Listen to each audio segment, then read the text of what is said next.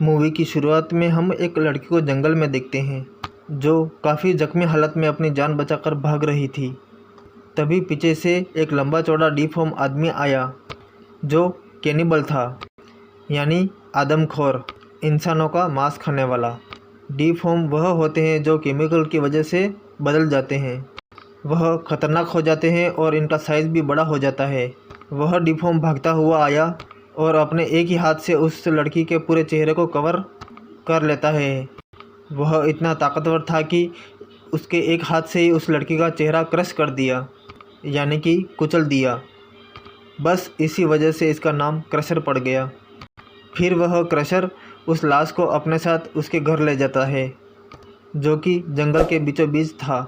घर में उसका बड़ा भाई भी होता है जो आराम से घर पर टीवी देख रहा था। क्रशर लाश को बाहर ले जाकर लाश के टुकड़े करने लगता है। तभी हम टीवी पर देखते हैं कि उसी लड़की की टेप रिकॉर्डिंग चल रही थी। उसमें क्रशर उस लड़की को मार रहा था। असल में उस लड़की को कैद करके उस पर जुल्म कर रहे थे, लेकिन किसी तरह से वह लड़की उस कैद से भाग निकली तो क्रशर ने उसे मार डाला और अब वह इनका खाना बनेगी। उस लड़की के मांस को तेल में फ्राई करके मज़े से खाने लगते हैं। इसके बाद हम किसी ग्रुप को देखते हैं जो किसी अमीर लड़की को किडनैप करके अपने साथ ले जा रहे थे। वह लड़की कार की डिक्की में बंद थी। किडनैपर में एक गुंडा, उसका भाई, साथ ही एक लड़का और उसकी कज़न सिस्टर सेरा थी। सेरा और उसका कज़न किडनैपर नहीं थे, वह बस मजबूरी में रहकर उनके साथ यह काम कर रहे थे। यह सब कहाँ जा रहे थे किसी को कुछ मालूम नहीं था, बस यह गुंडा ही जानता था, लेकिन किसी को भी बता नहीं रहा था। खैर, यह किसी गैस स्टेशन पर रुकते हैं। गुंडा कार में ही बैठा रहता है जबकि उसका भाई फ्यूल भरने बाहर जाता है। सेहरा और उसका कज़न स्टोर के अंदर चले जाते हैं। स्टोर का पिछले वाला दरवाज़ा खुला था, लेकिन अपनी बहन को यहाँ छोड़ जाने का उसका दिल नहीं कर रहा था। इनकी ट्रक के आगे एक बूढ़ा आदमी अपने ट्रक में फ्यूल भर रहा था। तभी एक शेरिफ आकर उनसे बात करने लगता है, जिनसे इन दोनों गुंडों की धड़कन तेज़ हो जाती है। गुंडे ने तो अपनी गन भी निकाल दी थी। तभी सेहरा और उसका कज़न भी बाहर आए तो शेरिफ इन दोनों से बातें करने लगता है।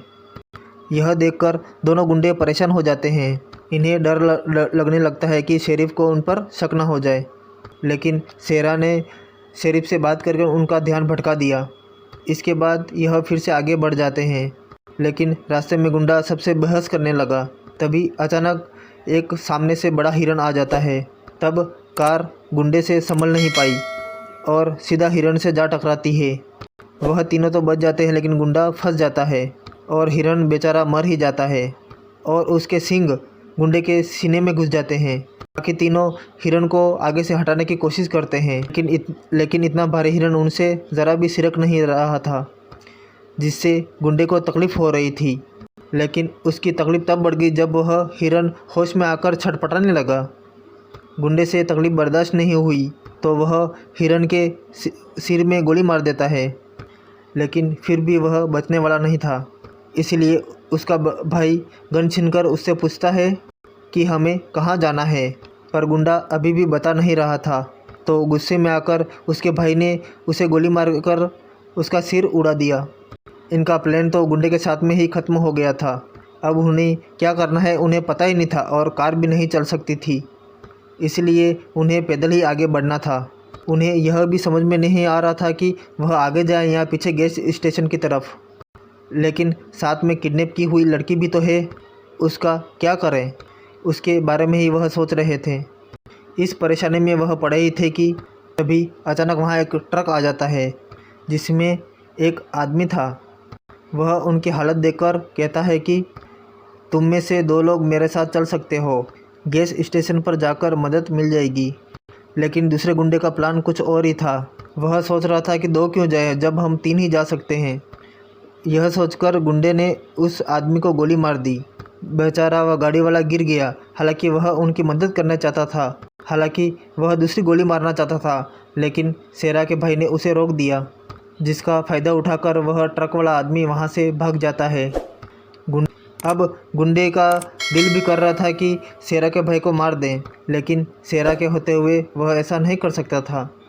खैर उनके पास और कोई रास्ता नहीं था, इसलिए किडनैप की हुई लड़की को बाहर निकालकर वह जंगल के रास्ते आगे बढ़ने लगते हैं।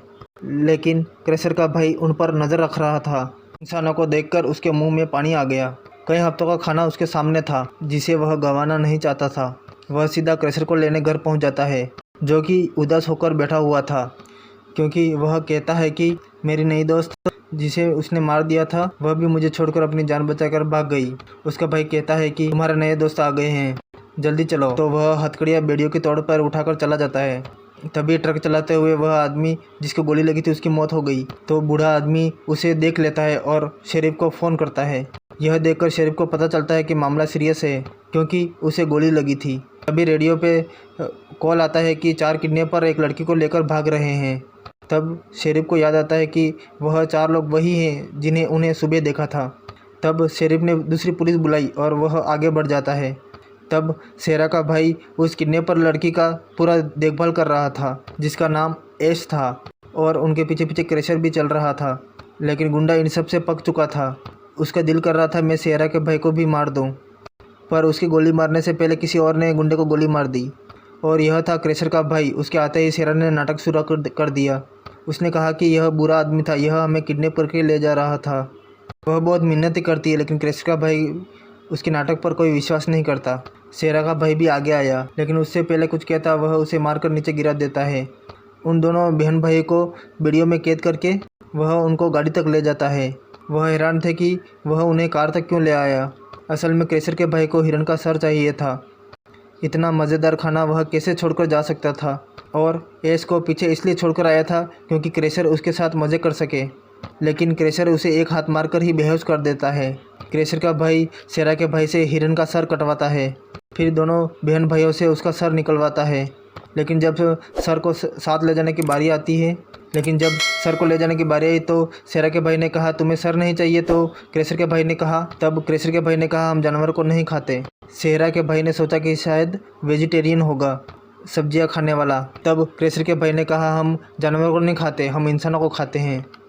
तब तक क्रैशर ऐश को लेकर घर पहुंचाता है और उसे अच्छी तरह से सूंघकर बाहर चला जाता है। तब हमें पता चलता है कि ऐश बेहोश होने का नाटक कर रही थी, लेकिन जब वह भागने की कोशिश करती है तो किसी सामान से टकराकर बेहोश हो जाती है। इतने में क्रैशर का भाई उन दोनों को भी ले आया, और क्रैशर को देखकर उन दोनों की हालत ख़राब हो जाती है। हिरन का सर उन्होंने शेड में रख दिया, और क्रैशर का भाई बोलता है कि स्माइल कर, मुस्कुरा। तब शेरा ने ऐसा ही किया, वह झूठी स्माइल कर देती है। उसी दौरान शेरिफ उनकी कार तक पहुंच गया था, जहां आकर उनका दिमाग चकरा जाता है। कार का एक्सीडेंट हुआ था और गुंडे के सर में गोली लगी थी और हिरन का सर कटा हुआ था। यह पहले सुलझाने के लिए उसे खून का पीछा करना था, जो हिरन के सिर से गिरता हुआ आगे की तरफ जा रहा था। इस खून का पीछा करते हुए यह भी उस घर तक पहुंच जाएगा। उधर शेरा क्रैशर के भाई के सामने एक डील रखती है कि लड़की को किडनैप करके हमें ढेर सारा पैसा मिलने वाला है, आधा तुम रख लेना, बस हमें जाने दो। लेकिन क्रैशर के भाई के लिए पैसा कोई मायने नहीं रखता। वह शेरा को नींबू पानी पीने के देता है, लेकिन शेरा पीने से मना कर देती है कि मैं अजनबियों से ड्रिंक नहीं लेती। क्रैशर का भाई अपनी गलती मान लेता है और शेरा के आगे हाथ बढ़ाता है। शेरा को लगा अब यह लाइन पे आया, लेकिन वह उसका हाथ पकड़कर उसका सिर टेबल पर मार देता है। शेरा को डर था कि नींबू पानी के अंदर जहर होगा, लेकिन वह सोचती है कि उसको अगर मुझे मारना था तो जंगल में ही मार देता। तो वह पीने के लिए तैयार हो गई, लेकिन वह कहती है कि तुम भी उन लोगों जैसे ही हो, जैसे लोग ऐसी कर्मी होती है, कत्ल सरेआम करने वाले। तब क्रैशर का भाई बोलता है कि कत्ल में टाइम लगता है और इतनी बेरहमी से नहीं मारा जाता, लेकिन हमारे केस में सब स्लेशर हैं, यानी बुरी तरह तड़पा कर मारना। हम तो एक हाथ से चेहरे को क्रश कर देते हैं और उन्हें पकाकर मज़े से खाते हैं। क्रैशर के भाई ने उस पर गन तान दी, जिसके बाद वह कुछ बिना बोले सारा पानी पी लेती है।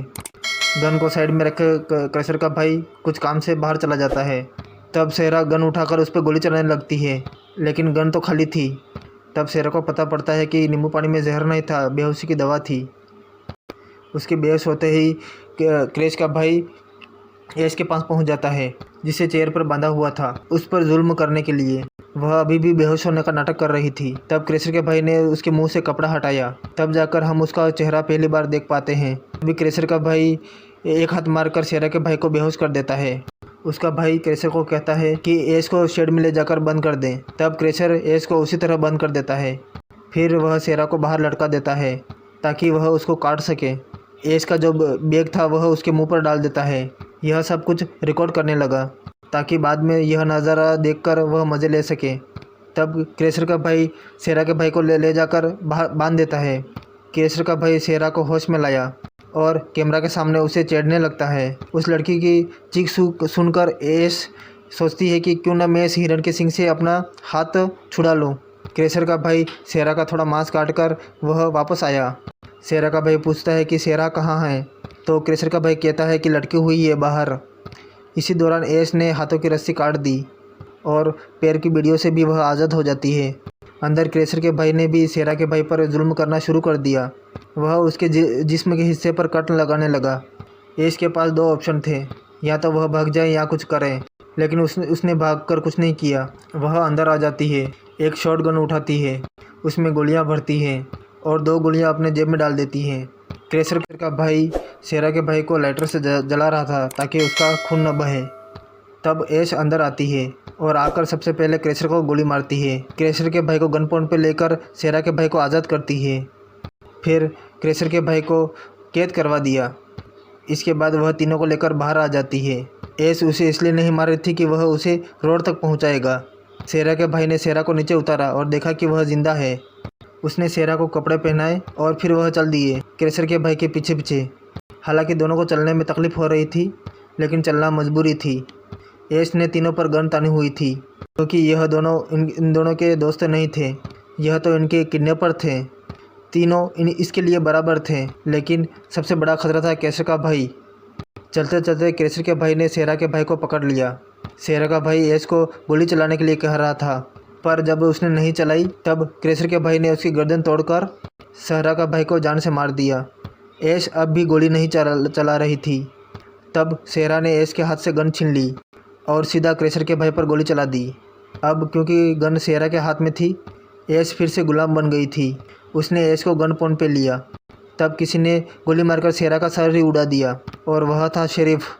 शेरिफ को लगा कि सेरा एश को मार देगी, इसलिए उसने उसे मार दिया।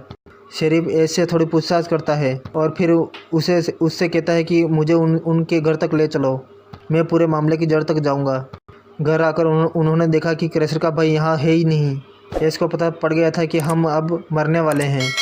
वह वहाँ से भागना चाहती थी, तो शेरिफ ने उसे हथकड़ी लगाकर वहाँ चेयर से बांध दिया। फिर वह बाहर जाता है जहाँ क्रेसर के भाई ने उसे चीर डाला। इसके बाद वह उसके टुकड़े करने लगता है। तब तक एश भी हथकड़ियों से आज़ाद हो जाती है। क्रेसर ने शेरिफ के हाथ पांव काटकर हवा में उड़ाना शुरू कर दिया और एक बड़ा सा चाकू लेकर एश बाहर जाने लगती है। जब क्रेसर का भाई अंदर आ जाता है, उसे गन पॉइंट पर कर लेता है, लेकिन एश ने जल्दी से वह चाकू उसके माथे पर घुसा दिया। अब मरने से पहले वह चिल्लाकर क्रेसर को बुलाता है। क्रेसर आया तो एश ने तो उसे दोबारा गोली मार दी। फिर 2-3 गोलियां उठाकर वह बाहर भाग जाती है, लेकिन क्रेसर भी उसके पीछे ही था। अच्छी बात यह थी कि गोलियां खाने के बाद क्रेसर थोड़ा कमज़ोर पड़ गया था और वह धीरे धीरे चल रहा था। इसका फ़ायदा उठाकर एश रोड तक पहुंच जाती है, जहां पुलिस भी आ गई थी। लेकिन रोड पर जाने से पहले उसने क्रेसर की आंखों में आंख डालकर देखा और उसे चैलेंज किया, मैं यहाँ से जाऊँगी तो तुझे मार कर ही। क्रेसर इस बात को नज़रअंदाज करके वहाँ से चला जाता है। एश भी पुलिस के साथ वहाँ से निकल जाती है। रात को पुलिस उस घर में पहुँची। अब क्रेसर दूर से उन्हें देखता रहा, फिर पीछे मुड़कर जंगल में चला जाता है, क्योंकि वह पुलिस वालों को मारने की तैयारी के लिए गया था। यानी कि मौत का सिलसिला एक बार फिर से शुरू होने वाला है, क्योंकि बेशक इसका भाई मर गया था, लेकिन क्रेसर सबको अकेला ही निपटा देगा और अपने भाई का बदला भी लेगा। इसी भयानक एंडिंग के साथ में यह कहानी यहीं समाप्त होती है।